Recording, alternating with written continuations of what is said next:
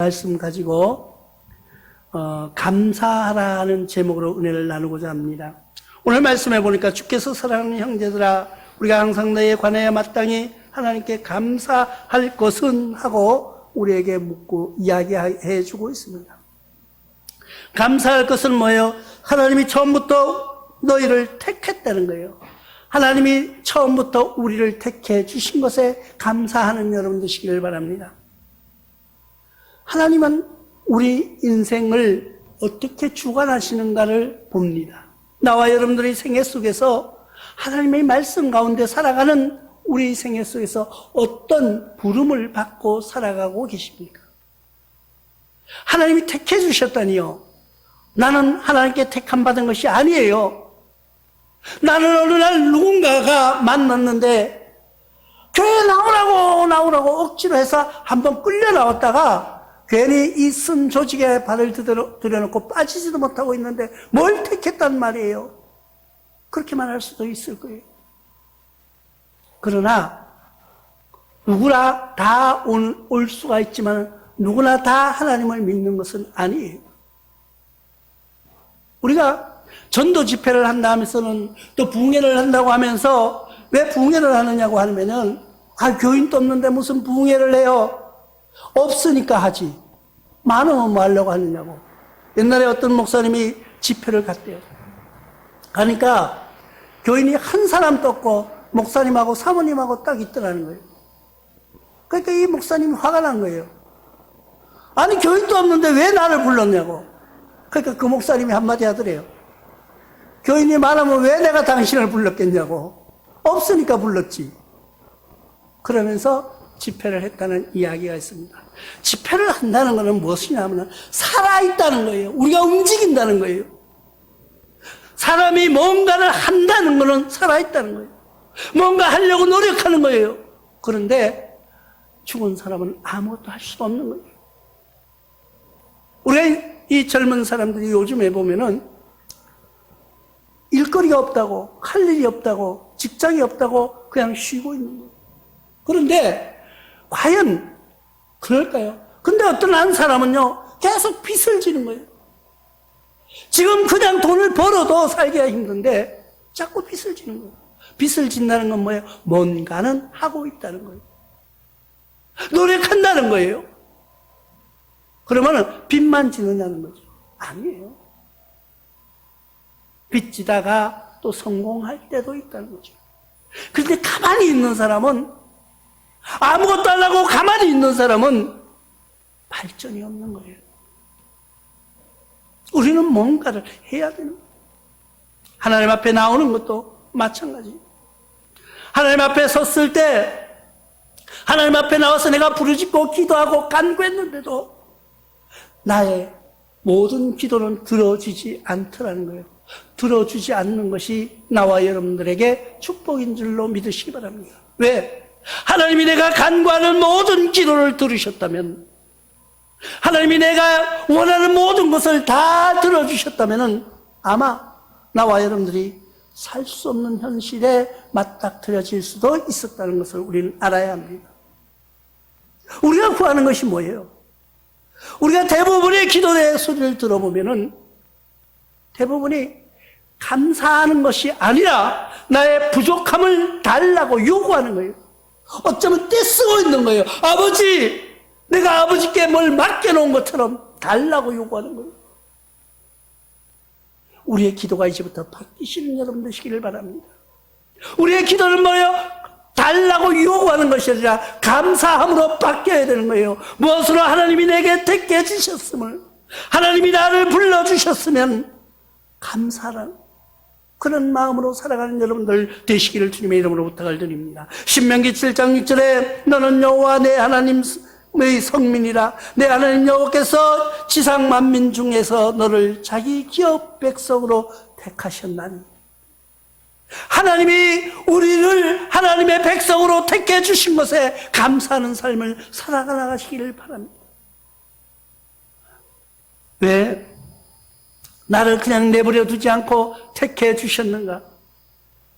우리가 삶을 살아가는 모습에 보면은 어떤 사람은 이런 모양, 어떤 사람은 이런 모양, 모든 여러 가지 모양을 통해서 한 이웃을 이루어가는 것을 우리가 봅니다. 그 이웃 속에서 어떤 사람을 보면 굉장히 부러워요. 저는 저 사람은 아무렇게 나도 잘 되는 것 같아요. 왜 나는 저 사람처럼 안 되는 거예요? 왜 나는 저 사람처럼 모든 게 잘 풀리지 않을까? 그런데 반대로 생각해 보시기 바랍니다. 반대로 생각한다는 거예요. 내가 할 수 있는 걸 저 사람이 할 수 없다는 것으로 여러분 감사하시기 바랍니다. 내가 몰랐던 하나님, 내가 하나님 몰랐다면 지금 어떻게 살았을까? 하나님을 모르는 삶이 얼마나 비참한 것인가를 우리는 한번 생각해 봐야 되는 거예요. 고린도전서 1장 26절에 형제들아 너희를 부르심을 보라. 육체를 따라 지혜로운 자가 많지 아니하며 능한 자가 많지 아니하며 문벌 좋은 자가 많지 아니하는도다. 하나님이 택한 것은 왜 우리를 택했을까? 우리를 내버려 두면은, 우리를 그냥 팽개치면은 살 수가 없다는 거예요. 하나님이 택하시는 백성들을 보십시오. 예수님의 제자들을 보십시오. 그들이 보면은 많은 사람들에게 존경받는 대상들이 아니었어요. 많은 사람들에게 그들이 위대하다고 칭찬받는 인기 있는 그런 사람들이 아니었다는 거예요. 우리가 생각해 보면요, 이 세상에서 많이 가지고 많은 권력이 있고 많은 능력이 있는 사람이 하나님을 그렇게 잘 믿지를 못하는 것을 봅니다. 왜? 하나님 믿지 않더라도 내가 가지고 있는 재능과 내가 가지고 있는 권력과 내가 가진 부와 명예를 가지고 충분히 잘 살고 있으니 나는 여기가 좋사오니. 내가 여기가 좋다는 말은 뭐예요? 어디서 많이 들어본 소리 같지 않아요? 예수님이 십자가에 못 박히시기 전에 산에 가서 기도하고 내려오는데 제자들이 하는 말이에요. 그게 사람의 눈에 한계라는 거예요. 우리는 하나님이 택해 주셨고 하나님이 불러주셨고 하나님이 우리와 함께 하심을 감사하는 삶으로 바뀌어야 된다는 거예요. 우리의 기도가 이제 바뀌어야 되는 건 뭐예요? 감사로 바뀌는 거예요. 왜? 내가 이 많은 사람들 중에서 청각장애인들을 만나봅니다. 근데 내가 어제 아주 대단한 분을 만났어요. 어제 한 분이요, 이 모든 이 진행의 사회를 보는데 말이 약간 이렇게 어눌하기는 하지만은 그래도 이 원고를 가지고 말로 하는 거예요. 그런데 그 사람을 누군가가 케어하고 있다는 거예요. 그 사람이 누군가 물어보니까 수화 통역사예요. 아니, 저 사람 말을 저렇게 잘하는데, 저 사람이 저렇게 말을 잘하고 있는데 왜 수화가 필요할까? 물어보니까 이 사람이 말을 하는데 자기가 듣지 못하는 거예요. 듣지 못하는데 말한다는 거 얼마나 힘든지 아세요? 여러분 겪어보셨나요? 저도 몰라요. 안 겪어봤기 때문에. 근데 그분이 말을 하느라고 많은 노력을 했다는 거예요. 얼마나 피땀 흘리며 노력했을까요? 그분은 말하기 위하여서, 자기가 듣지 못하는 말을 하기 위하여서 우리가 노력한 그 노력에 비교할 수 없는 노력을 했어요. 그런데 우리는 그 사람에 비해서 한번 생각해 보십시오. 우리는 그런 노력하지 않아도 말할 수 있고 그런 노력하지 않아도 들을 수 있다는, 얼마나 감사한 거예요. 근데 내게 없는 것을 다른 사람이 가지고 있는 재능을 내가 달라고 요구하는 거예요. 그 재능 주면은 여러분들이 다 사용할 거예요? 사용 안 합니다. 그냥 버려두는 거예요. 그러면서도 갖고 싶은 게 인간의 욕심이에요. 그래서 성경은 우리에게 뭐라고 말씀하고 있습니까? 욕심이 잉태한 즉 죄를 낳고 죄가 장성한 즉 사망을 낳는다고 말하고 있습니다. 우리가 구할 것은 뭐예요? 감사인 것이에요. 우리가 구할 것은 뭐예요? 하나님 나를 택해 주심을 감사하는 여러분 되시기를 바랍니다. 우리가 그래서 이 택하신 말이라는 것이 뭐예요? 하나님이 우리를 주권적으로 선택해 주셨다는 거예요. 내버려 두지 아니하고 선택해 주심에 감사하는 여러분 되시길 바랍니다. 베드로전서 2장 10절에 너희가 전에 백성이 아니더니 이제는 하나님의 백성이요 전에는 공의를 얻지 못하였더니 이제는 공의를 얻은 자라고 말씀하고 있는 것입니다. 옛날에는 우리가 하나님의 백성이 아니었어요.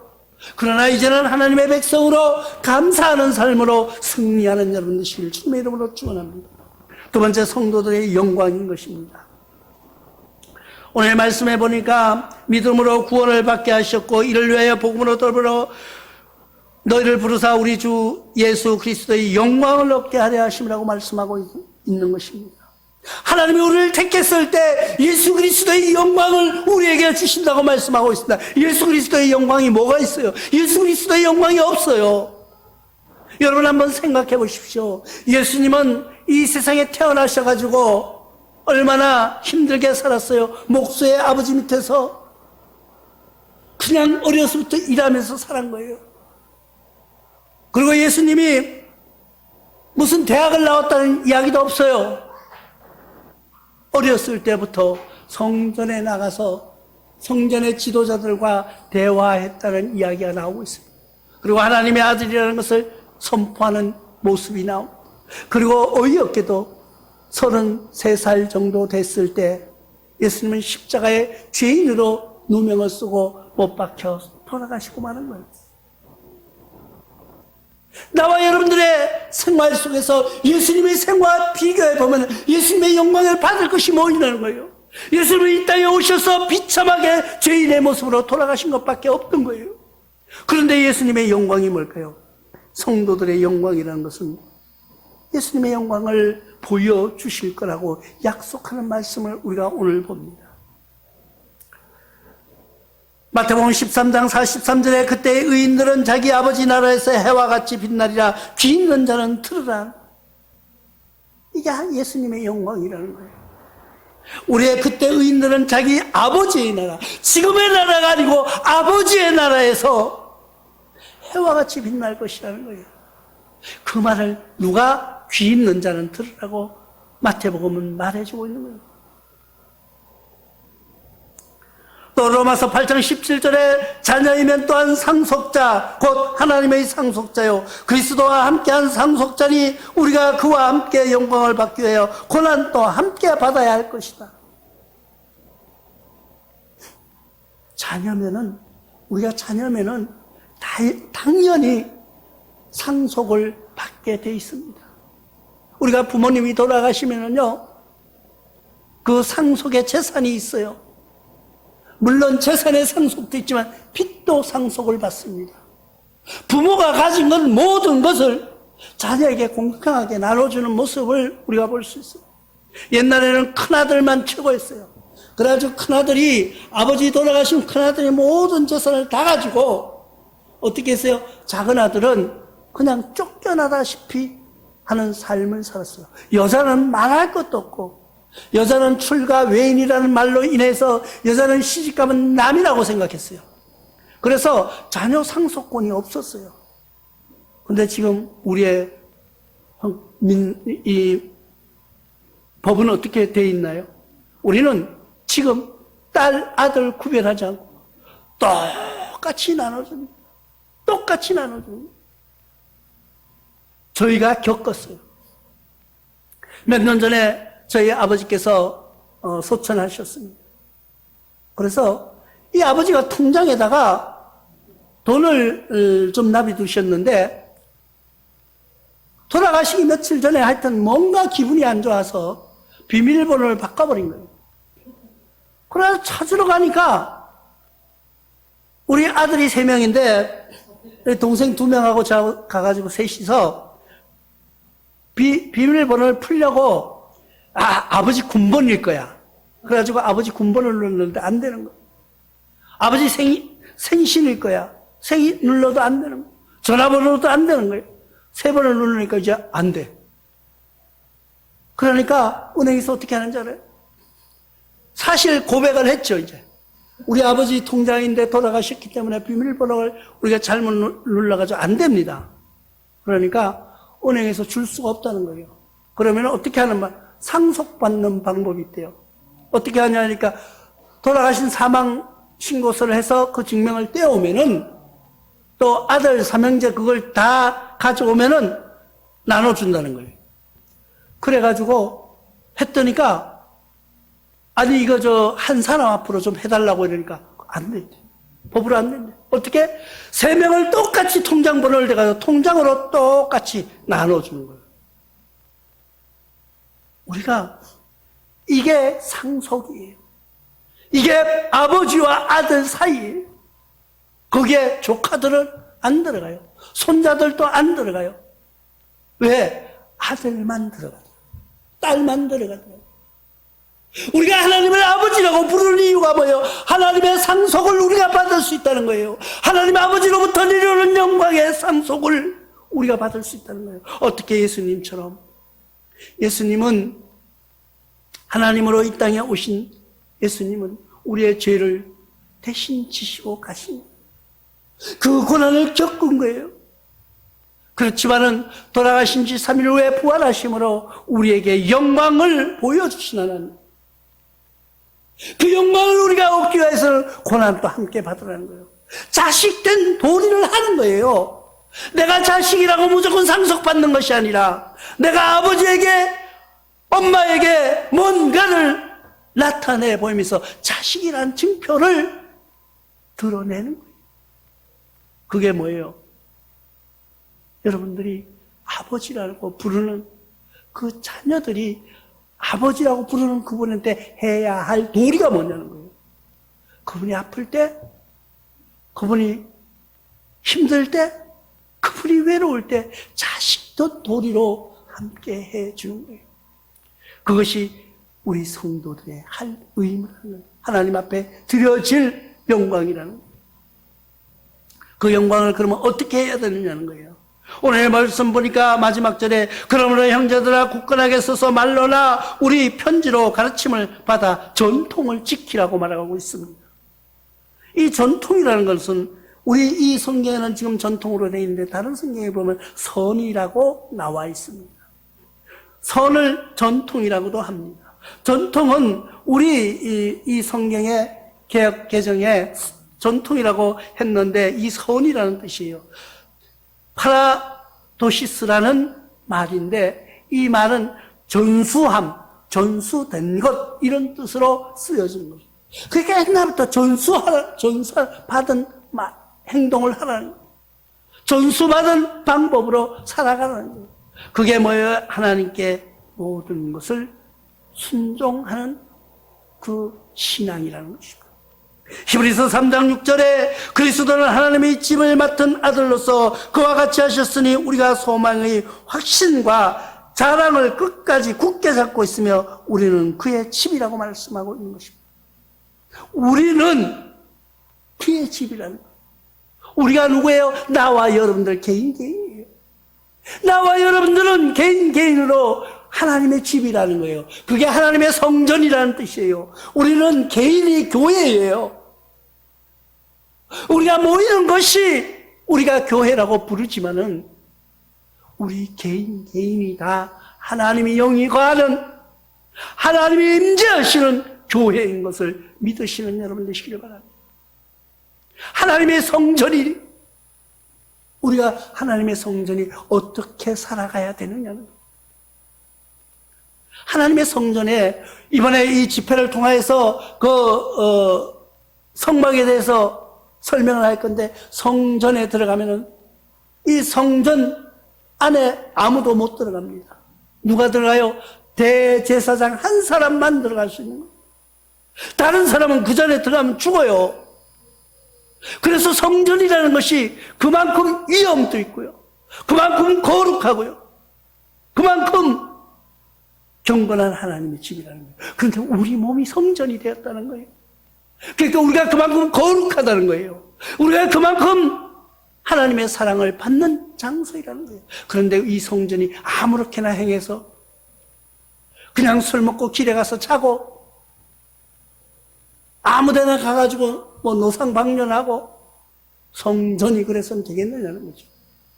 우리가 선하게 살자는 것은 뭐예요? 우리가 남에게 보이자는 건 뭐예요? 데살로니가전서 5장 21절에는 범사에 헤아려 좋은 것을 취하라고 말씀하고 있는 것입니다. 좋은 것이 뭐예요? 우리가 좋은 것을 택하라 그러니까 뭐 좋은 고급 옷을 입고 고급 차를 타고 고급 음식을 먹는 것이 아니라 우리 행동에 고급화를 하라는 거예요. 행동에 좋은 것을 취하라는 거예요. 남들이 봤을 때 본받을 만한 행동을 취하라는 거예요. 그것이 좋은 것이에요. 우리는 하나님 앞에서 좋은 것을 택했기 때문에 좋은 것으로 살아가는 여러분들 되시기를 부탁을 드립니다. 계시록 3장 3절에 그러므로 내가 어떻게 받았으며 어떻게 들었는지 생각하고 지켜 회개하라. 만일 일깨지 아니하면 내가 도둑같이 이르니 어느 때에 내게 이를지는 내가 알지 못하리라. 분명히 계시록 3장 3절을 통해서 우리가 그렇기 때문에 그러므로 내가 어떻게 받았는지, 하나님이 어떻게 택했는지, 또 어떻게 어떤 말을 들었는지, 또 어떤 걸 생각하고 지켜 회개하라고 말씀하고 있습니다. 그러니까 하나님 말씀을 듣고 하나님 택해 주심에 감사하고 하나님 말씀을 듣고 내게 회개할 것은 회개하라는 거예요. 그렇지 아니하면 내가 도둑같이 온다고 말씀하고 있는 것입니다. 그런데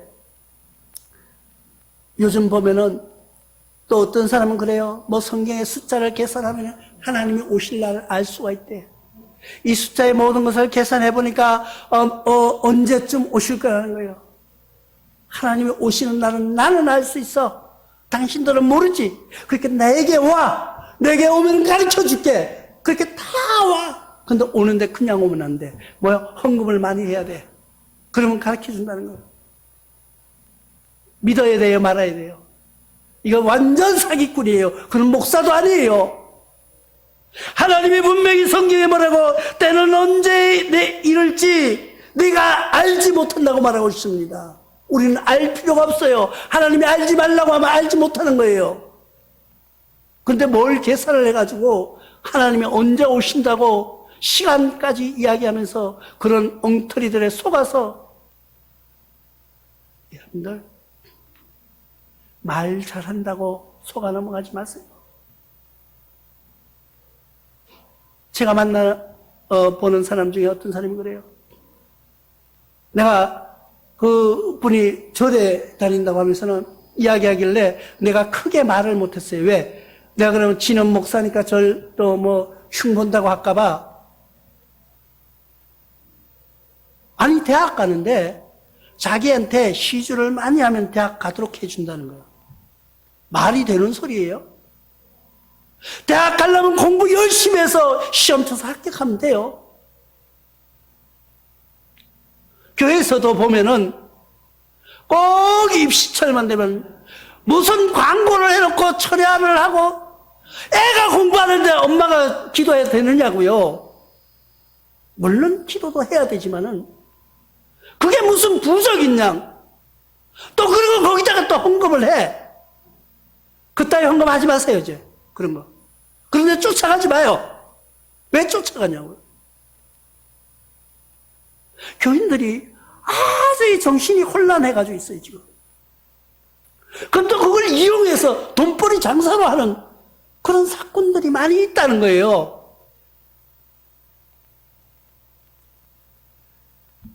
정말 정신 차려야 돼요. 그래서 성경 읽자고 하는 거예요. 성경에 분명히 나와 있잖아요. 내가 언제 이럴지 도적같이 오니까 아무도 모른다고 말하고 있잖아요. 모르면 그냥 모르는 거예요. 언제 올지 모르니까 우리는 항상 준비하고 깨어있으라는 그 말씀을 우리는 기억해야 돼요. 여러분 항상 깨어있기를 바랍니다. 감사하면서 살아가기를 바랍니다. 내가 뭘 가지려고 하지 말고요. 감사하면서 살아가세요. 내가 있는 이것에 감사하고 내가 있는 이것에 만족하고 내가 주신 하나님의 말씀에 감사하는 삶을 살아가기를 주님의 이름으로 축원합니다. 고마우신 아버지 하나님,